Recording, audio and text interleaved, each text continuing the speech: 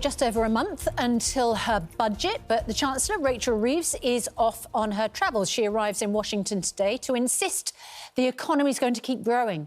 But the world's top financial institution says inflation is going to soar as well. The International Monetary Fund's predicting Britain will have the highest rate of inflation out of the world's 7 most advanced economies, both this year and next year. Chief Secretary to the Treasury, James Murray, joins us now. Chief Secretary, thank you for joining us. The first question I want to ask, Chief Secretary, before I let Martin Lewis loose on you, is about your announcement today to speed up major infrastructure projects. Now, as I understand it, you're going to make it harder, tougher for judicial review to hold up planning. Now, this is interesting to our viewers because yesterday we reported on a project in Wigan where residents who insist they are not NIMBYs say, how on earth did the council get permission to put this in their own backyards? And they are crowdfunding for judicial review. It's the Astley warehouses. You'll know, I'm sure, about them. They're an eyesore, a blot on the landscape and a blot on their light. Will you make it harder for residents to launch judicial review of projects like this?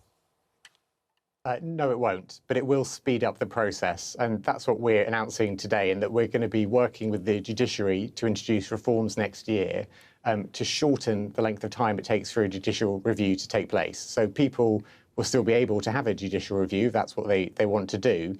But our argument is, at the moment, they just take far too long.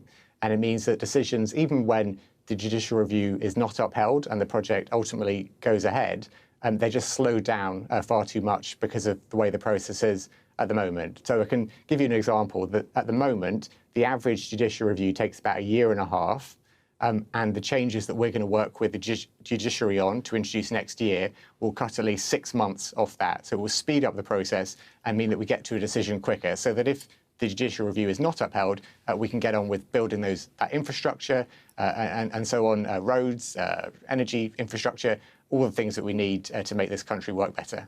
So, Chief Secretary, you'll have been given advance notice of this. We've been talking about council tax debt collection or mourning the most pernicious and dangerous form of debt collection that damages people's lives and people's mental health because of the speed and rapidity at which you can shift from owing a month to owing a year and having bailiffs in.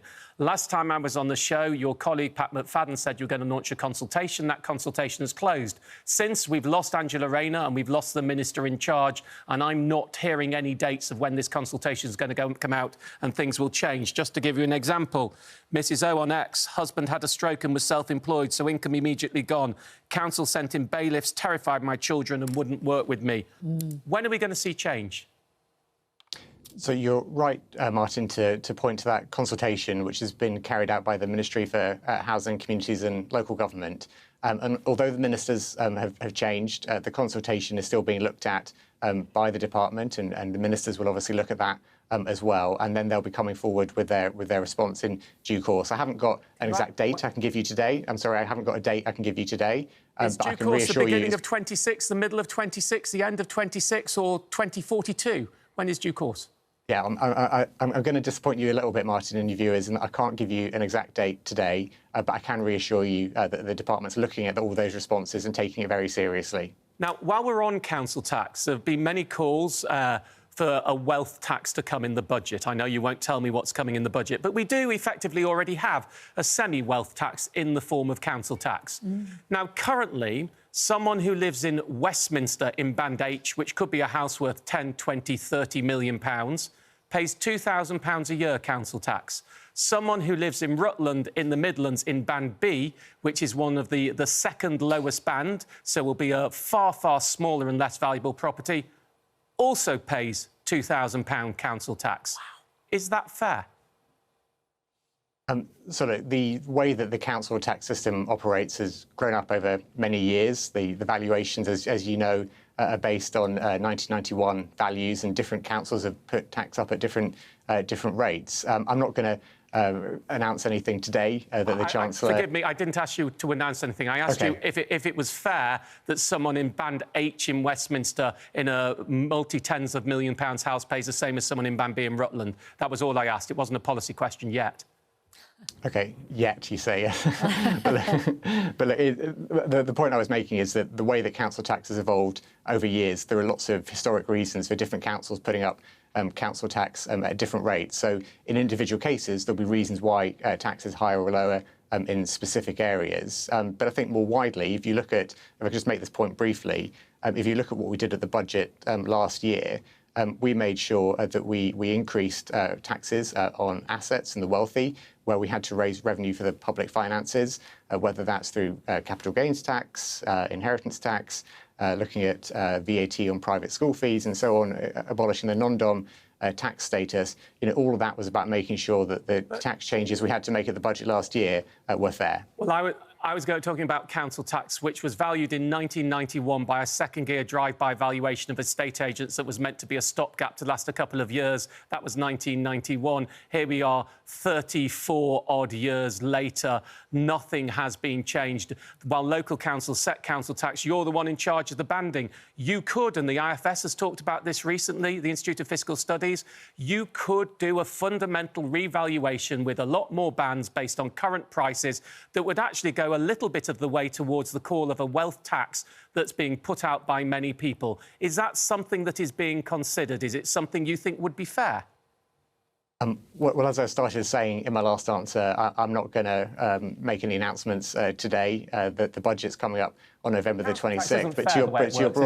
But to your broader point, but Martin, it is important to put the broader context around what we did at taxes at the last budget, where we had to raise taxes to fix the public finances, and to do that in as fair a way as possible. We looked at assets and the wealthy to make sure they pay their fair share. So it's just to put it in the wider context of the decisions that we've taken since we took office. You did indeed put taxes up. You put tax up on employers' national insurance. Today we're hearing from the IMF, the biggest world sort of watchdog on countries' economics, that Britain's inflation rate is going to be the highest of the G7, 3.6% this year, 2.5% on top of that 3.6% next year. And quite a chunk of the cause of that is the tax decision you made to put up employers' national insurance. Was it a mistake? Well, that decision to put up employers' national insurance was one of the hardest decisions that we took at the budget. But I think it's worth remembering why we took that decision. And one of the key reasons why we took that decision was to fund the NHS. We wanted to balance the public finances while supporting public services and supporting investment and infrastructure across the country. And putting money into the NHS to get it back on its feet, to bring waiting lists down, is crucial to making people's lives better, but also for economic growth, because we know that ill health is one of the biggest barriers to economic activity in this country. So that investment in the NHS is the right long-term decision for the future of the UK.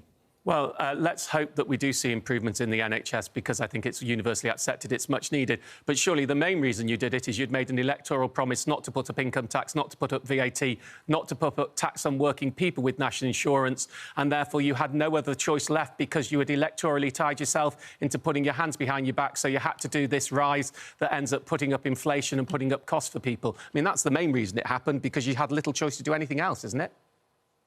Well, the pledge that we made in the manifesto to not increase income tax, national insurance on working people, VAT, it's important to remember that we made that decision in the manifesto for a reason, because of the situation people face. And look, we will always, as a government, want to make sure the taxes on working people are as low as possible, because what drives all of our decisions is putting more money in people's pockets. And whilst tax is one side of the equation, another part of the argument is around boosting economic growth. So when we were talking about planning decisions just earlier, a few minutes ago, and talking about speeding up infrastructure decisions and getting things built, that is crucial for economic growth. That creates jobs when you're building stuff. It also means that you're investing in all the infrastructure in our country. That helps draw in more private investment. And by getting economic growth in every part of the country, in every region and nation of the UK, that is how we make people across Britain better off. We've run out of time. Thank you very much. I did want to go into fiscal drag and freezing the tax thresholds when you're talking about, not wanting to increase taxes on people, of course, which is a stealth tax. But we don't have time and you don't have time to answer. So thank you very much for your time today. Thank you.